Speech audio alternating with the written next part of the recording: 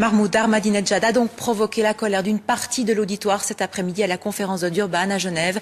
Il faut dire que le président iranien n'a pas hésité à attaquer à nouveau l'État d'Israël, un État raciste selon ses termes. Je vous propose de revenir sur les temps forts de cette journée avec Marion Fallu.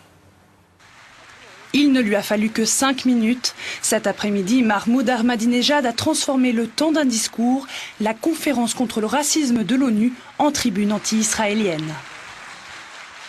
À la fin de la Deuxième Guerre mondiale, prenant prétexte des souffrances juives, ils ont eu recours aux moyens militaires pour créer une nation de sans-abri. Ils ont envoyé des migrants d'Europe, des États-Unis et d'autres parties du monde afin d'établir un gouvernement totalement raciste dans la Palestine occupée. L'esclandre était redouté et cela n'a pas manqué. La France a donné le signal en quittant la salle de l'ONU, suivie par toute la délégation européenne.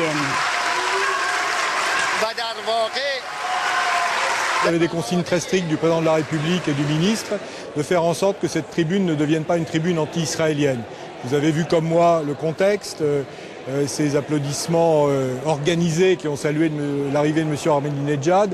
Donc dès lors qu'il a commencé à parler d'Israël et du peuple juif, nous avons estimé qu'il était préférable de ne plus être dans la salle. Pour l'organisation pro-israélienne UN Watch, l'accrochage d'aujourd'hui était prévisible. C'est obscène, c'est une conférence de l'ONU contre le racisme et la discrimination. On a invité ici quelqu'un qui est le chef négationniste du monde.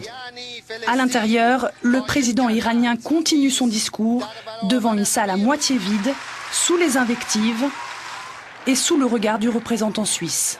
Le fait de rester dans la salle ne veut pas dire que nous partageons les propos qui ont été tenus. Cette attitude est cohérente avec la défense de la liberté d'expression, qui est un des grands principes que nous défendons ici aussi lors de la réunion. Avec cette journée, le président iranien aura réussi son pari, focaliser sur sa personne toute l'attention et déclencher une manifestation au sein même des Nations Unies. Malgré les mesures de sécurité, une cinquantaine de militants l'ont conspué avec des slogans comme « Honte à toi » ou encore « Ahmadinejad raciste ».